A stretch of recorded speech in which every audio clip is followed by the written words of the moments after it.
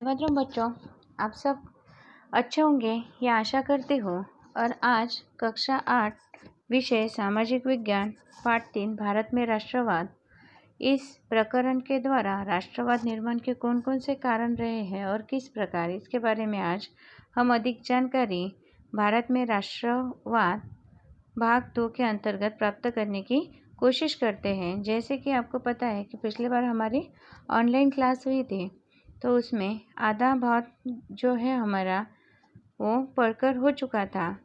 हमने भारत में राष्ट्रवाद निर्माण करने वाले कुछ कारणों के बारे में जानकारी प्राप्त की थी कि राजनीतिक कौन से कारण रहे जिसके कारण राष्ट्रवाद निर्माण हुआ, फिर आर्थिक, फिर तीसरा पॉइंट था वाहन और संदेश व्यवहार, चौथा था शिक्षा और साहित्य, फिर वर्तमान पत्र के बारे में भी हमने जानकारी प्राप्त की थी कि वर्तमान पत्र ने अपनी भूमिका किस तरह से अदा की है राष्ट्रवाद निर्माण करने के लिए। और छठवां पॉइंट था भारत की भव्य विरासत, जिनमें जो पाश्चात्य विद्वान थे या फिर भारत के जो विद्वान थे उन्होंने किस प्रकार सभी भारत की जो संस्कृति, उस संस्कृति की भव्यता से सभी को किस प्रकार परिचित करवाया था।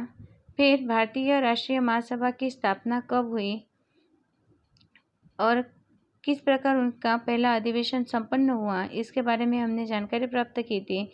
फिर इस तख्ते को भी हमने पढ़ा था कि दूसरा अधिवेशन कोलकाता में हुआ और कि उसके प्रमुख व्यक्ति कौन थे, तो दादा भाई नौरोजी। वर्ष कौन सा था, 1886, और सदस्य 432। उसी प्रकार से तीसरा जो अधिवेशन था वो कहाँ पर हुआ था, तो मद्रास, और उसके जो प्रमुख व्यक्ति थे वो बदरुद्दीन तैयब जी थे। और वर्ष कौन सा था, तो 1887। और सदस्य संख्या देखिए, जैसे कि मैंने आपको बताया कि पहले अधिवेशन से लेकर तीसरे अधिवेशन तक फिर संख्या बढ़ती ही गई और फिर तीसरे अधिवेशन में 607 लगभग सदस्य संख्या थी। अब यहाँ पर जानकारी प्राप्त करेंगे आज महासभा के आरंभिक चरण की कार्यवाही 1885 से 1905। महासभा के आरंभिक चरण की जो कार्यवाही थी इसके बारे में भी हमने जानकारी प्राप्त की थी। फिर फूट डालो और शासन करो, जैसे कि हमने इसके अंतर्गत देखा था कि जो गवर्नर जनरल कर्जन थे तो उन्होंने राष्ट्रीयत्व का विरोध करके ये इस नीति से, डिवाइड एंड रूल की नीति से लोगों को अलग करने की कोशिश की। फिर उसी के चलते बंगाल का जो विभाजन उन्होंने रखा था कि भाई हमें शासन करने के लिए इतने बड़े प्रांत में कठिनाइयाँ होती है, तो इसको हम क्या करेंगे, अलग अलग विभागों में विभाजित करेंगे ताकि शासन करना या व्यवस्थापन देखना सही, यानी कि आसान हो इसके लिए। लेकिन उनका मुख्य उद्देश्य लोगों को फोड़ कर राज्य करने, यानी दोनों में फूट डालना और फिर अपना शासन प्रस्थापित करना था। जब ये लोगों को पता चला तो फिर उस बंगाल के विभाजन का विरोध करने के लिए लोग आगे आए। फिर वंगभंग आंदोलन किस प्रकार हुआ कि बंकिम चंद्र चट्टोपाध्याय के आनंदमठ उपन्यास में से वंदे मातरम गीत लड़ाई का नारा बन गया था और पूरे देश में राष्ट्रीय भावना की अद्भुत पूर्ण लहर तब हमें दौड़ती हुई दिखाई दी थी। फिर उसी के चलते जो तीसरा आंदोलन हुआ था वो था स्वदेशी आंदोलन। अभी स्वदेशी आंदोलन क्या था, तो वंगभंग आंदोलन को उग्र और व्यापक बनाने का निश्चय किया गया, यानी कि वंगभंग जो आंदोलन था उसी को उग्र और व्यापक बनाने का ही से निश्चय किया गया था। इस आंदोलन के मुख्य 3 लक्षण थे। अब वो लक्षण कौन कौन से थे, तो पहला था स्वदेशी माल का व्यापार करना, दूसरा था विदेशी माल का बहिष्कार करना और तीसरा था राष्ट्रीय शिक्षा प्राप्त करना, यानी कि स्वदेशी माल का ही व्यापार होना चाहिए और विदेशी माल का इस्तेमाल हमें नहीं करना चाहिए। और इतना ही नहीं, तीसरे पॉइंट में दिया गया था कि राष्ट्रीय शिक्षा प्राप्त करना चाहिए। तो आपको जैसे पता है कि राष्ट्रीय शिक्षा फिर स्वदेशी और बहिष्कार के साथ जुड़े हुए 1905 के इस आंदोलन को तीसरा महत्वपूर्ण लक्षण राष्ट्रीय शिक्षा थी। वंगभंग आंदोलन में लगभग बहुत सारे विद्यार्थियों ने बढ़ चढ़कर हिस्सा लिया था और इसी के विरोध में बहुत सारे विद्यार्थियों को कॉलेज से निकाल देने तक के भी कदम उठाए गए थे। और इतना ही नहीं, तो परिणाम स्वरूप वैकल्पिक शिक्षा के रूप में राष्ट्रीय विद्यालय भी शुरू किए गए। बंगाल में ईस्वी सन 1907 में 25 राष्ट्रीय माध्यमिक विद्यालय और 300 राष्ट्रीय प्राथमिक विद्यालय शुरू किए गए थे। रविंद्रनाथ ठाकुर ने ईस्वी सन 1909 में ईस्वी सन 1901 में शांति निकेतन में विश्व भारती की शुरुआत की थी। अंग्रेज सरकार बंगभंग आंदोलन को तोड़ सकने में असफल रही। अंत में ईस्वी सन 1911 में अंग्रेज सरकार को बंगाल का विभाजन रद्द करना पड़ा। जब बंगाल का विभाजन हो रहा था, इसी के चलते इतने सारे विरोध और लोगों का जो उग्र विरोध था या फिर आंदोलन थे वो बढ़ चढ़कर सामने आ रहे थे, और इसी के चलते अंग्रेज सरकार बंगभंग आंदोलन को तोड़ने में असफल रही और अंत में उन्होंने 1911 में अंग्रेज सरकार को बंगाल विभाजन रद्द करना पड़ा। बंगाल की प्रजा शांत और अहिंसक मार्ग से प्राप्त की हुई ये एक यादगार और ऐतिहासिक विजय थी, और इसी के चलते कि बंगाल की जो प्रजा थी उन्होंने शांतता और अहिंसक मार्ग से ही इस ऐतिहासिक विजय को प्राप्त किया था, और ये ऐतिहासिक विजय सभी को एक यादगार साबित हुई। अब इतना जानिए, रविंद्रनाथ ठाकुर ने शांति निकेतन में जो विश्व भारती विद्यालय की शुरुआत की थी उसे ईस्वी सन 1951 में विश्व भारती केंद्रीय विश्वविद्यालय का स्थान प्राप्त हुआ।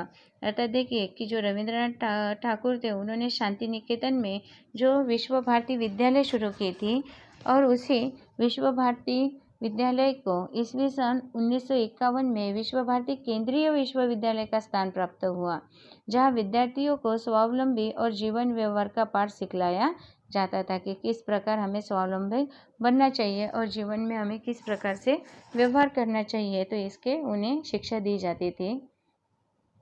आगे है गरम दल का उदय। दादा भाई नौरोजी, सुरेंद्रनाथ बनर्जी, गोपाल कृष्ण गोखले, फिरोज शाह मेहता आदि नेता संवैधानिक मार्ग से राजनीतिक अधिकार प्राप्त करने का प्रयत्न करते थे। उन्होंने अपने समय के अनुसार नरम मार्ग अपनाया था।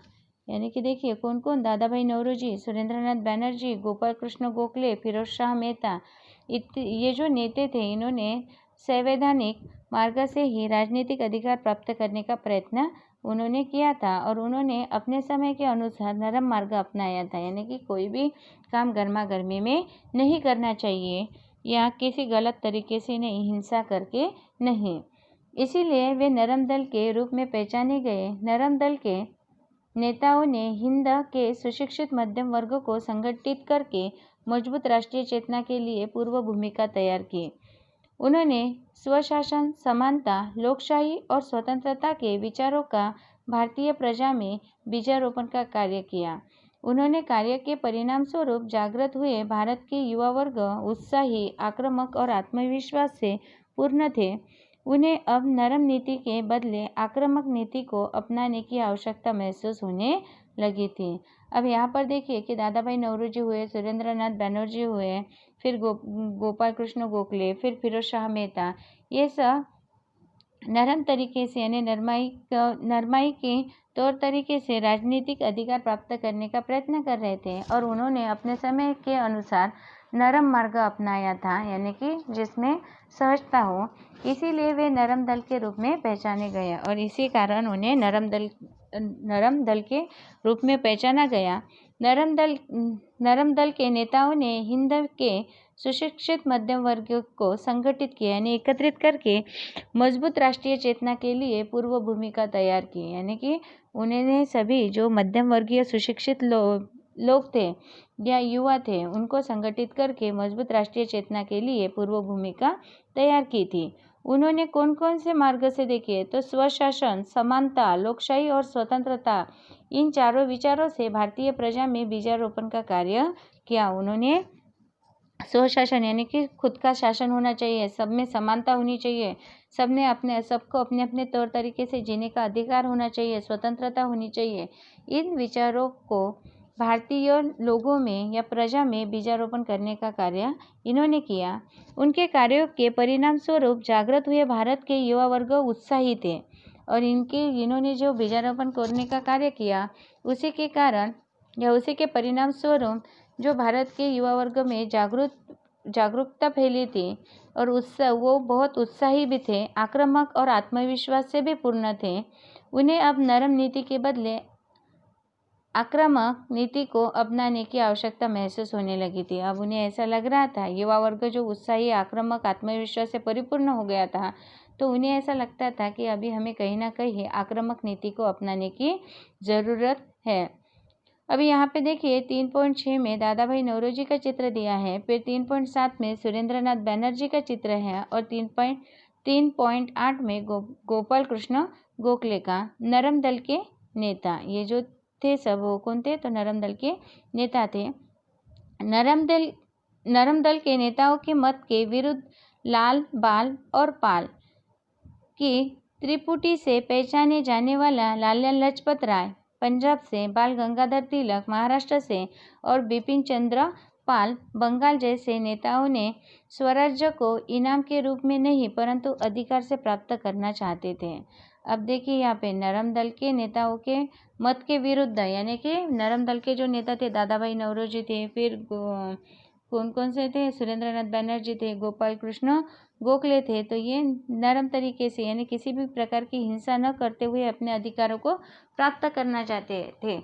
और इसी तरीके से एक दूसरा दल था जो इनके मत के विरुद्ध अपना कार्य करना चाहता था, जिसमें लाल, बाल, पाल इन तीनों की त्रिपुटी से पहचान होती है।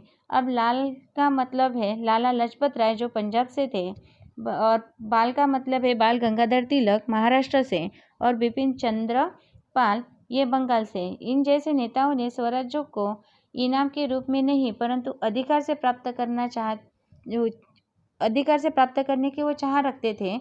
वे सक्रिय आंदोलन में विश्वास रखने वाले उग्र व्यवहार के होने के कारण वे गरम दल के रूप में पहचाने गए, और इनका जो रूप था अपना जो अधिकार प्राप्त करने के लिए उन्होंने उग्र व्यवहार होने के कारण वे गरम दल के रूप में पहचाने गए। वो नरम दल के थे और ये गरम दल के प्रमुख 3 व्यक्ति थे।